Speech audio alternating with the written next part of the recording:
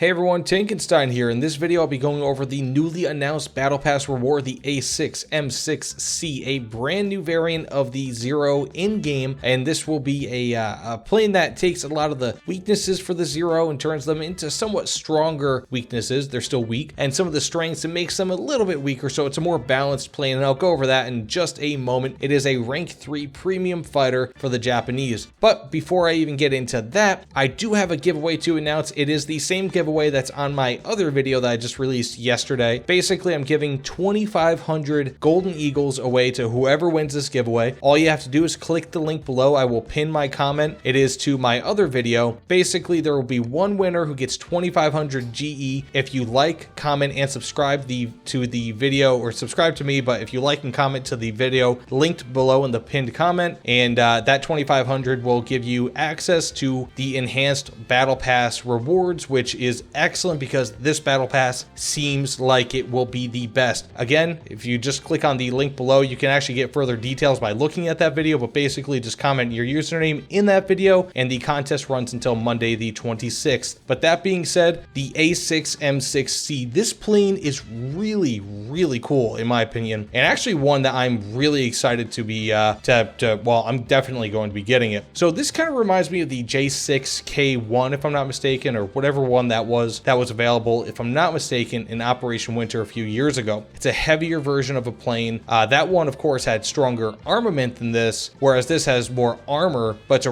really cool concept. So what the A6M6c brings to the table is it's pretty similar actually to the already in-game A6M5A, which is a 4.7 BR fighter. It has the same amount of burst mass. I think it sits at 3.95 kilograms per second of burst mass, coming out of two 20mm cannons and three 13.2mm HMGs. So it's a pretty impressive armament, especially for a plane that's traditionally a turn fighter. Now this, however, the A6M6c, is a little bit different. So instead of being a purely turn-based fighter like all the other Zeros in game, this will have actual armor. So in real life, Zeros didn't have any. They had no fuel tank protection, which is why they were, if I'm not mistaken, they were called like Zippo lighters or whatever the case may be. Basically, you shot them once in the fuel tanks, in the wings, and they would catch fire. So if you had an extremely maneuverable plane, you get that by sacrificing armor. This doesn't do that. So this plane actually has reinforced wings, protected fuel tanks in the wings. It actually does not have foldable wings. Not that that matters in War Thunder, but it's something to note because that really tells you the lengths that they went to making this a little bit stronger in the wings. It's also got armor behind the pilot, and it has bulletproof glass. So this will go a long way towards protecting the plane and the pilot. However, it does so at the cost of maneuverability. Now, do I think that this will cost a lot of maneuverability? Not so much, but it will cost a little bit. Now, being that this comes in closest to, I would say, the A6M5A, as mentioned before, I would say that being that that is a 4.7 BR plane, I would hazard to guess that the A6M6c will be a 4.7 at the bare minimum, but more likely a 5.0 because it has a stronger WEP system, so stronger emergency power. And apparently, if I'm not mistaken, at least what I was reading about it, independently of what they say on the website, on the dev blog,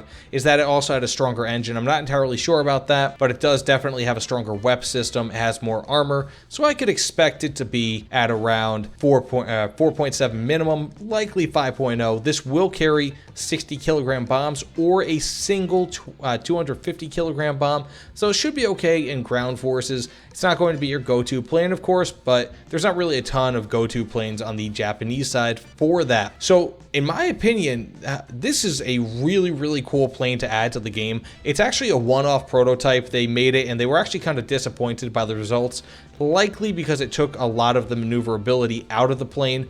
I personally think that this is going to be a bit more maneuverable than it was in real life, but the time will tell, so to speak. Basically, what I mean is that you're not taking a Zero and turning it into a BF-109 or a Focke-Wulf 190. It will still maintain most of its maneuverability. In fact, I don't really think it's going to lose much of it. It's just more likely than not going to have benefits rather than any weaknesses from this armor. It will have a little bit worse turning time, but when you're comparing the turning time of an up-armored Zero compared to almost anything else it will face, you're still going to be able to outturn them with relative impunity. But that all being said, I think that this is probably the best Battle Pass season since the first one, maybe since the second one. Definitely beats out last Battle Pass season. We've gotten some great rewards being shown to us thus far. We have the A6M6c, which I'm actually really stoked to play. It easily beats the French P9 or P39Q any day of the week. I mean, that's a good plane, don't get me wrong, but it's still just a French P39Q.